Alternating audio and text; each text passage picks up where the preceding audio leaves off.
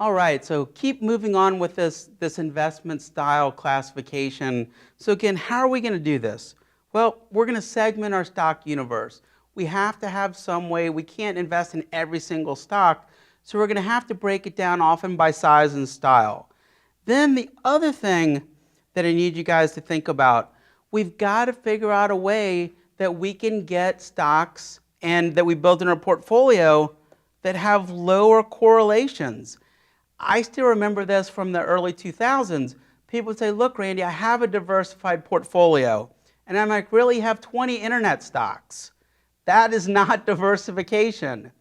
So again, our goal is when we're building these groups, we want lower correlations, because what's the point of keep adding more securities and more costs and more expenses if you're not getting any diversification benefits?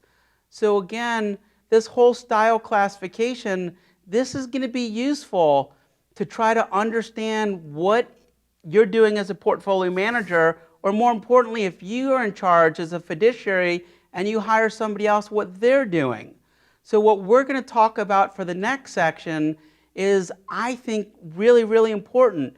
We're going to give you some methods to identify style and size and what's happening in this portfolio, both for an outside portfolio manager, maybe even yours, and the benchmarking. So holdings-based analysis.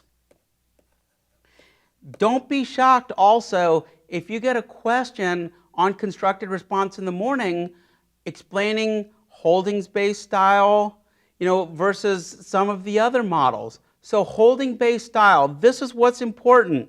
Exactly what it says. We are going to look at the holdings of the portfolio. Going back to my friend, if someone had went through each of their stocks, they would have found that they're large cap growth. Well, it's supposed to be mid cap. So how are we going to do this holdings-based style? Well, it's labor intensive, it's quantitative. Because it's involved in judgment and people are involved, it's going to be expensive. It's going to be more time consuming. It's going to be harder than regression-based analysis that we're also going to talk about. And again, holdings-based versus regressions-based, really important to understand for the exam. So holdings-based, I'm going to look at every single stock. I'm going to try to put it in that Morningstar style box. And I'm going to break it down. Is it growth, value, core, large cap, mid cap, small cap? So let's talk about some holdings-based analysis. One thing that I really want to focus your attention on, I want you to think about style drift. And if you look back at some of the exams, what's often asked of you is which style do you detect style drift faster? So a holdings-based style analysis is going to identify a style drift much faster. And it's more accurate because we're actually looking at the holdings. But let's talk about some disadvantages, and there really are some disadvantages here. First of all, there's a lot of data that you have to sort through, and some things you might not be able to get data for very easily. And also, we talked about this earlier. What is the definition of large cap, mid cap, small cap? What's a growth stock? What's a value stock? What's a blend? There are different answers to this question depending on who you ask. But what I do need you to know, it's more accurate and it detects style drift faster. If I hire you to manage mid cap stocks, you better not be a large cap manager, because that's not what I hired you to do. And holdings-based analysis lets us detect that faster. Now let's look at returns-based, also called regression-based style analysis.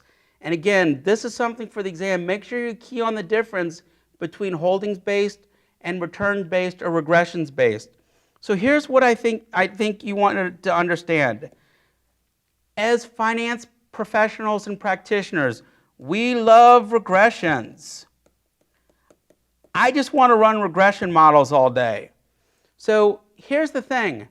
I'm going to get a bunch of indices, and I'm going to run my portfolio of regression against all of these indices. So I might put small cap growth, large cap growth, small cap value, large cap value.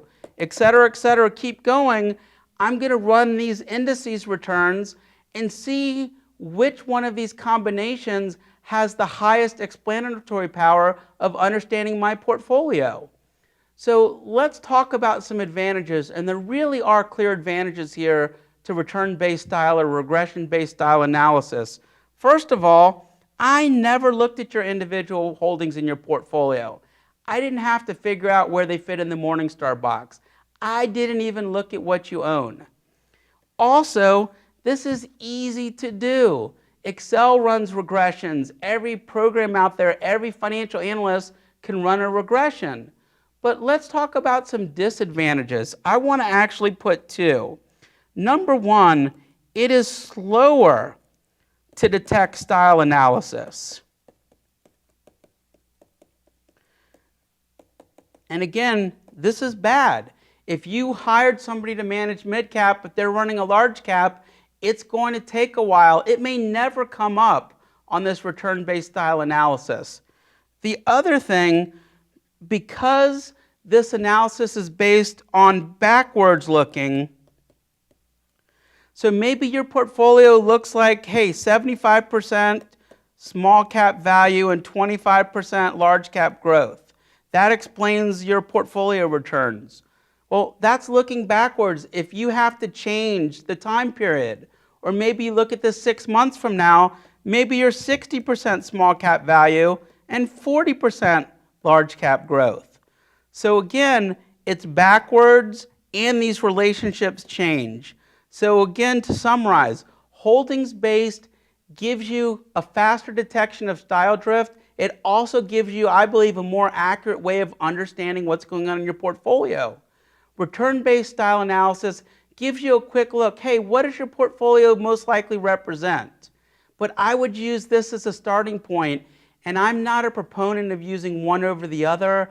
I actually recommend and use both of them to understand what was going on in my portfolio, and more importantly, what was going on with my competitors. Why are they first tier quartile and I'm second tier quartile? What are they doing that I'm not? How can I learn from them?